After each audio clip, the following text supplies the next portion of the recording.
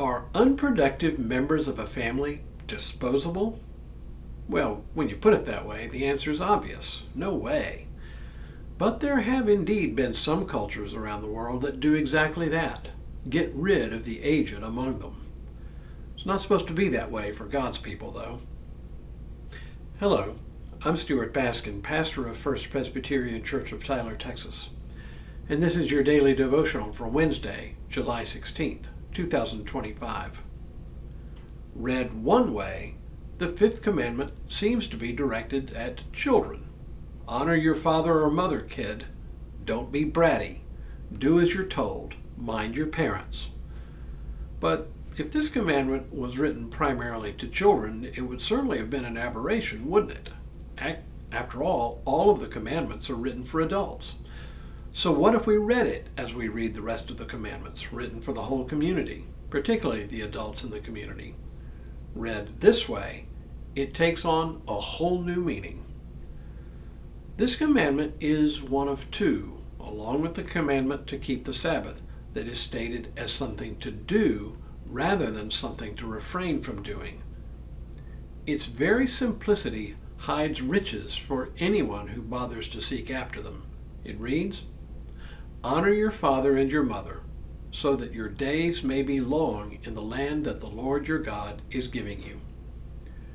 The Hebrew word translated as honor here is based on the same root word and the same underlying idea as the word that is also translated as weight, as in how heavy something is. The implication is obvious. We are to treat our parents and our elders with extra seriousness, to weigh their counsel, to give them due consideration for their position, not only in the family, but in the community at large. In short, this is about paying special attention and respect to our elders. Now, it's one thing to give parents special respect and attention when they are at the height of their powers. It's quite another to give them special respect and consideration when they're on the decline, though. I think what this commandment prompts us to do is to treat our elders with respect and care long after they are at the height of their powers, long past the time even when they are able to put in their fair share of the work of the family and community. It's about caring for them when they've become weak, infirm, forgetful, irritable. In his commentary on the Ten Commandments, Old Testament scholar Walter Harrelson lumped this commandment in with the Sabbath commandment because both pay special attention to the weak and the powerless.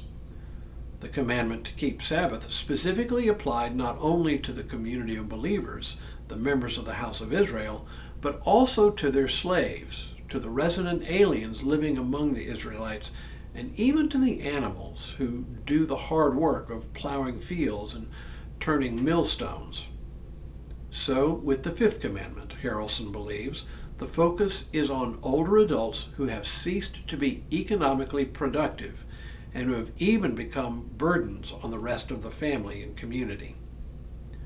This commandment speaks to the fundamental understanding of human life, that our worth and value is not defined by our economic productivity, but in the fact that we bear the divine image. As the first creation story puts it, so God created humankind in his image.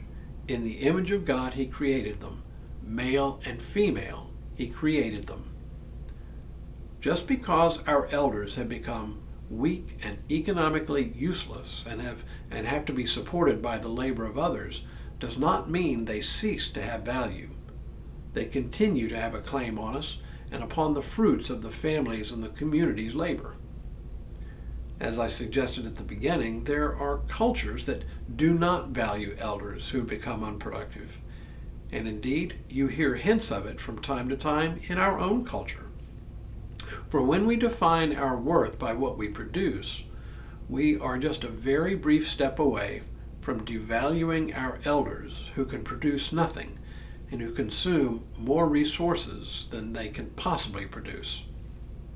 The sad fact is that there are many scam artists out there who prey on the elderly, tricking them into handing over bank account information and even Social Security numbers.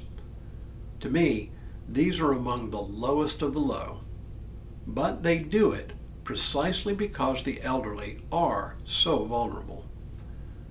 But in a world with a fetish for the young, the strong, and the productive, Christian communities, along with our Jewish counterparts, often stand as a countercultural witness to the inherent dignity of the weakest among us, and the elderly in our midst are among the weakest and most vulnerable.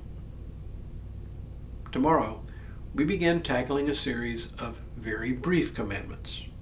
But for now, may God continue to bless you and keep you in all that you do this day and in all the days ahead.